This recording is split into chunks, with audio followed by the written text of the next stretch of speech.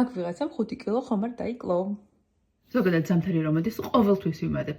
ყოველთვის ვიმატებ. ხო და ახლა ვთქვი რომ კი ასივდა, მაგრამ აღარ მოვიმატებ, პირიქით დავიწყებ კლებას თქო.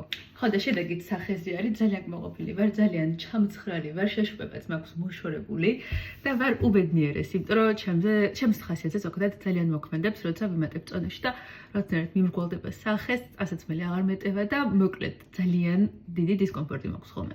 ხო და ახლა გეტყვით როგორ დავიკელე ეს 5 კილო. და დამედნიერად ვარ და ძალიან ვამაყობ. რა თქმა უნდა, ჯანს ავიკვებით, მაგრამ თვითონ კლების პროცესი იმდენად რთული არ არის, რამდენადაც დაწყება. დამეთანხმებით, რომ დაწყება არის ყველაზე რთული, რომ გადაწყვიტე, რომ დღეს არ დავარღვევ და დღეს მიუყვები და ეს ორგანიზმი რომ გეუბნება, რომ აი ჭამე და იხვალ და შემდეგი ორშაბათი და ზამთარია და არაუშავს, არა.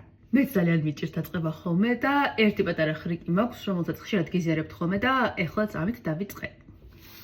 ეს არის ჩემი გადამრჩენელი, ყოველთვის მეხმარება რომ დავიწყო დიეტა, ისე რომ ძალიან არ დაწვალო ჩემი ორგანიზმი და მეხმარება ხოლმე რომ აი ეს მად რომელიც მაქვს ხოლმე ძალიან გაძლიერებული პერიოდულად დავაქვეითო. ღვინის ჩაი, რომელიც არის უმარტივესად მისაღები, დილობით ვცვალ ხოლმე, მე ვცვალ ხოლმე ერთს. კვებას რაც შეეხება, ვიცავდი ბალანსის კვებას თავიდან ბოლომდე. 3 კვირის განმავლობაში ვიყავი 1300 კალორიაზე, ანუ კალორიულ დეფიციტში ვიყავი. 9 საათზე ვიღებდი ღვინის ჩაის, რომელიც უნდა გახსნათ ცივ წყალში, ამას გაჩვენებთ. 10-ზე ვიღებდი ხოლმე უკვე საუზმეს,